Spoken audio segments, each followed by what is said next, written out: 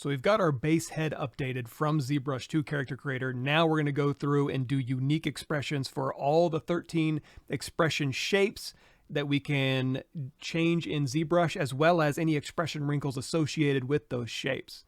And I'm going to sneak in here right at the top to explain this is more about the process, not so much about the sculpting. However, I do have 2 live streams, one that covers the sculpt for the vampire head and one that covers the sculpt for the vampire body.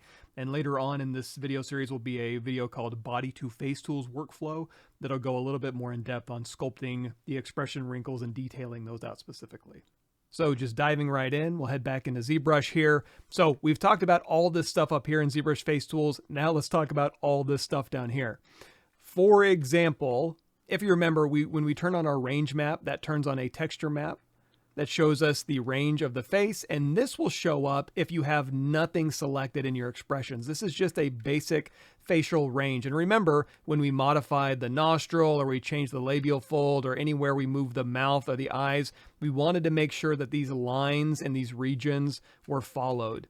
However, if I turn off my range map, we're back to our face here. Again, this is just a poly-painted face at subdivision level 6. If I go into my layers, again, we've already talked about the detail layer, and for now on, we're just going to have that off. All of our details are basically on our face. However, you're going to see we got a bunch more layers in here. Now, in order for me to sculpt on a layer in ZBrush, it basically has to be on. So for example, if I go in here to brow raise, I can manually just turn on this brow raise, and you'll see if I turn this on and off, his brow will raise. And in fact, if I want to see it operating, I can go through here and I can just kind of drag, and it's kind of got a creepy look. You know, he's moving in real time. All those millions of polygons are changing. And when he raises his brow, there's 2 things that are happening here. Number one, again, if I drop down to subdivision level 1 and turn on polyframe, when I do my brow raise, this is all that's happening in Character Creator as far as what the base geometry is doing. This is my brow raise. Now, and again, that's subdivision level 1.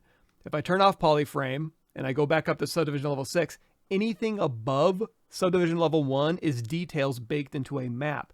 In the case of brow raise, all of the wrinkles that end up happening in this area, and just so we can see it a little bit better, I'm going to temporarily turn off Polypaint and we'll go back into like a green metallic here. So again, here's brow raise at 0. And then as the brow goes up, you're going to see wrinkles start to really kind of pull in here. All of this detail that's happening above subdivision level 1, in this case subdivision level 6, is going to get baked out to a texture map, a normal map, and a Polypaint, and sent back to Character Creator, so that when this low-res geometry raises, Character Creator is going to go, when these verts go up, bring in that detailed normal map that we baked from ZBrush. So let's go and turn our Polypaint back on. We'll switch back over to Skin Shader 4, and I'm going to go through here. I went in manually and showed you what this layer did. I'm not going to sculpt on this manually. If I want to sculpt on the layer, I'm going to have to turn on this little record button. That little circle icon is record. Now brow raise is in record, and I can start sculpting on my brow raise. Instead of doing that manually, go ahead and turn that off. Let's go ahead and turn that eyeball off as well. So we're back to our base neutral head. Everything is off in Face Tools. Instead of going through here manually in my layers, I'm going to use Face Tools just to make things easier.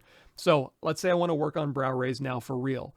I'm going to go into my ZBrush Face Tools, turn on brow raise. That's going to, what I was doing manually, it's going to do it for me. It's going to go to my brow raise. It's going to turn it on, and it's going to hit that record button for me. So now while I have this turned on, it's really obvious I want to work on brow raise. And not just brow raise the expression wrinkle, I want to work on brow raise the shape as well. And remember, the brow raise shape is subdivision level 1, and the brow raise expression wrinkles are anything subdivision 2 and higher getting baked to a texture map.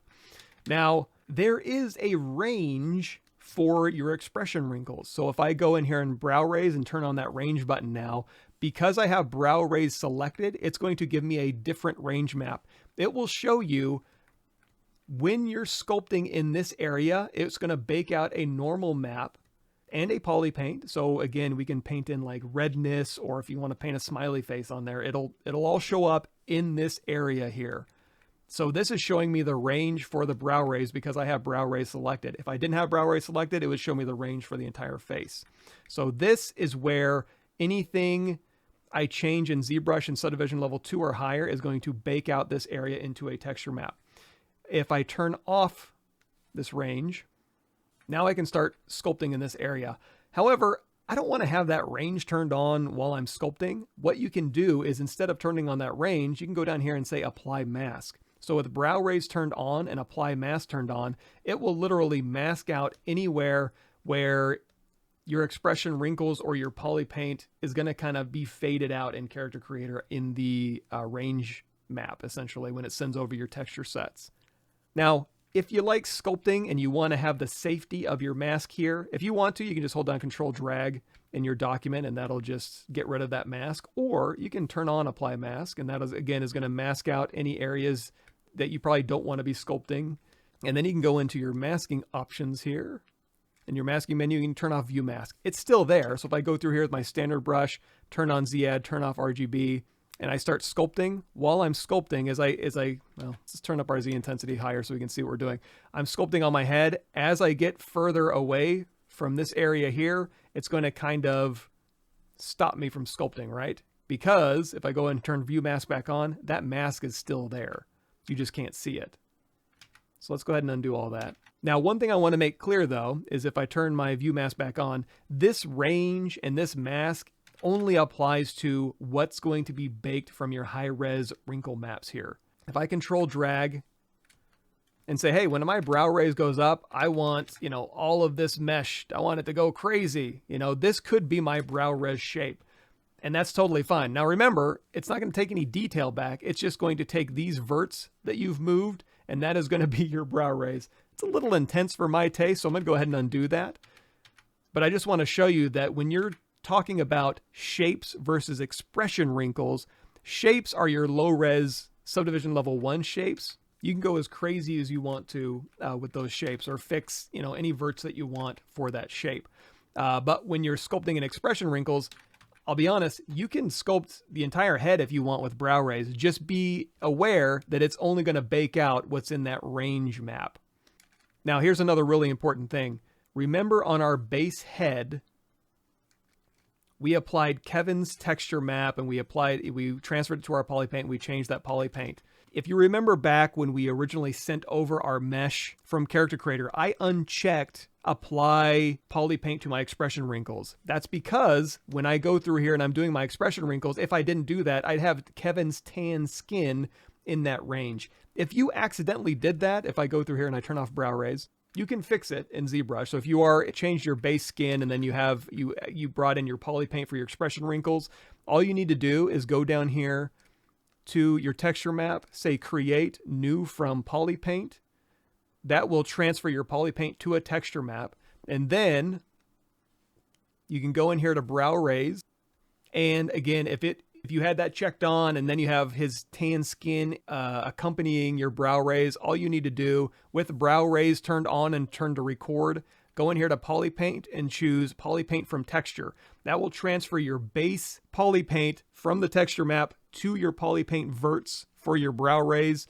I know it's kind of complicated to listen to, but it's basically just ensuring that your base texture map or your base Polypaint is being applied to your expression verts in your brow raise layer. We don't have to do that because we didn't have that checked on. I just wanted to give you an out if you accidentally did that, or if you send it over and change your base color and was like, now I do want to update my Polypaint for my expressions. Now, back to expressions. We have turned on brow raise. We are in subdivision level 6. We have brow raise on record. If I want to make changes, I don't have to be in subdivision level 6. I can drop down to like subdivision level 3 and go through here with like my damn standard O2 brush. I'm going to turn off X symmetry by tapping X on my keyboard. So I can go through here and I can make changes on, I'll turn on Z-Add. So I can go through here and let's turn our Z intensity down. I can go through here and I can make changes on subdivision level 3, subdivision level 4, doesn't really matter. Or like I said, any changes to these verts in subdivision level 1 are our base shapes. Anything above this is being baked into an expression wrinkle, including our Polypaint. So again, let's say I go through here with my damn standard O2 and I'm going to make some big gnarly wrinkles in here. And again, the reason why I brought Kevin's wrinkles over is because they're really nice. They're very nicely sculpted wrinkles. They got a lot of nice detail. So I'm just kind of stealing that data. If you wanted to, if you were like, hey, just give me the shapes, the neutral shapes, I'm going to go in and make my own expression wrinkles, you can absolutely do that. Just check none when you originally send it over. It won't bring in any expression wrinkles. You can just add those on your own. Again, this is for a demo, so I'm just kind of taking that data and running with it just to kind of make things move a little bit faster, but you certainly can go in there and hand tweak your expressions. Speaking of, I did record a bunch of expressions of my own face from all different angles. So for example, for brow raise, if I load this up, here is, I guess I'll make this a little smaller as you can see. This is a video that is just all different angles of me doing a brow raise. And in fact, if I make this big and say video, turn off always fit window, you can see this is recorded at 4K. So I can see my pores, my skin stretching, and all the cool things that happen, and any color changes that happen in the brow raise or any wrinkles that we do. All of that's being recorded. In fact, if we look at, I mentioned this in one of the earlier videos, if we look at the scan data workflow through here, you can actually, again, like I said, you can transfer scan data with face tools to the different shapes, and then you can have a scan data face. One thing I want you to look at though, is when they're painting in that scan data and those brow raises go up, you're going to see those wrinkles get darker and more red in the recesses of that. So there's a couple different ways to get that masked out if you want to. You can go in here to masking. You say like mask by cavity or mask by curvature. Go in here to your cavity profile and kind of change it around a little bit. I'm not going to bother with that. I'm just going to go into my standard brush or your paintbrush, BPA. Now, RGB intensity, I'm going to turn down, maybe to the 40s-ish. I'm going to hit C to sample the skin tone. I'm going to make it a little redder, a little bit darker. And I'm just going to go through here and manually, first I'm going to turn off Z-Add for my standard brush if you're using that. I'm going to go through here and just kind of do a broad paint in here where we're just kind of, as the skin starts turning and compressing against each other, we're getting a little bit of AO and it's a little bit of blood pooling in here. And then I'm going to make my brush size smaller. Just tap S on my keyboard or go up here to draw size. I'm going to crank up my RGB and Z intensity, make it a little bit redder, a little more saturated. Then I'm going to go in here. And if you want to switch over to a flat color, you'll see this is again, this isn't any material settings. This is literally just the RGB information that you're seeing in here. So if you want to see exactly what you're painting, you can switch over to a flat color. But again, I'm just going to go through here and manually paint in the recesses on here. And like I said before, this Polypaint's anything in this range. Again, if we go in here and apply mask, anything that's happening in this area is going to be baked out and transferred to Character Creator. So if you wanted to put a big smiley face right here, every time he goes in here and does a brow raise, that smiley face is going to show up. Now, be careful though, because, this is going across the left and the right side, right? So when he raises his right brow, only half of that smiley face is going to show up. And then when he raises his left brow, only half of the smiley face is going to show up on that side. So just be aware that just because both brow raises are going to show something, it deconstructs back to left and right shapes in Character Creator. So we'll go ahead and undo that. And we have done our custom brow raise. When we're done, all we have to do is just turn off brow raise. That's going to go back to our neutral face. It's going to turn off the brow raise layer. It's going to turn off record for that layer, and you can just keep working. So again, you can go in here to eye squint, mouth pucker, all of these shapes you can go ahead and update. Now I do want to mention, if we go in here to jaw open, for example, number one, if you wanted the teeth to move along, remember you can choose update eyes, teeth, and tongue to go with jaw open. In this case, I don't really care. But if we go into jaw open and we say apply mask, this unmasked area is the area that's going to have a texture baked out when you go to jaw open. However, if I control drag and we go down here to subdivision level 1, if you want to make a change to this mouth shape when the jaw opens, you can feel free to do that. It's only the masked range area is where the wrinkle details are going to be baked in. But if you want to make changes to any of the other verts on the face for jaw open, you can do that. So we'll go back up to subdivision level 6. When we're done working on jaw open, we can just click that off. Now, I didn't really make a ton of changes to the expression. There was one expression that I really did, and that was neck tighten. So if I click on neck tighten, you're going to see this is pretty extreme. And that's, if you look at my neck and I do this, let me make sure you can see it. You know, when I tighten my neck, I get a lot of really interesting platysma happening here. You don't have to go that crazy. Essentially, it's basically if you move your neck and then move your jaw around, you're going to kind of tighten your neck a little bit. You don't need it to go crazy. In fact, if we head back to Character Creator and we go back into Edit Facial and we go to Muscle here, and again, I'm going to double tap to clear our selection, go in here to Move Head. If I move this head back and then I go in here and I grab the jaw here, you're going to see this neck when I kind of, and again, you can just kind of follow this too. When I move my chin this way and I move my head this way, your neck kind of tightens. This is Kevin's neck tighten. And in fact, it's pulling in his color in here too. If I go back to ZBrush and I show you the neck tighten that I sculpted, this is a much more extreme neck tighten. And in fact, if we go in here, so we have neck tighten set to record because we're playing around with it. As soon as I drag this layer to a lower value, it automatically turns off record. So if you go through here and do this, make sure before you head out to turn record back, turn it back up to 1, turn record back on so that it's synced up with your ZBrush face tools. But I just wanted to show you, you know, this is all basically just sculpted from my reference. So if I go back here to my neck tighten video, here's all the different views of me looking at my neck doing its neck tighten thing, and then me going through here and sculpting it on that neck tighten layer. So again, we have it turned on, we have record, it's set to 1. If we're done with our neck tighten sculpt, and again, if I turn on flat color, we've gone through and we've put in a little bit of skin tone in there. But if we're done with that, we'll go ahead and turn off neck tighten. These are previews for our wrinkle set. So remember when we were talking about set 1, 1-2, 2, and 3, the 4 wrinkle sets, if you want to preview those, all you got to do is go over here and just click on those. Apply mask, we've already talked about. Here's the export options. Wrinkle sets is selected by default. You can do export OBJs. If you hover over this, it'll export the OBJs for the 4 wrinkle sets. Again, these wrinkle sets right here, or the expressions, the 13 expressions that ZBrush has. You can export those as OBJs just by clicking this button down here.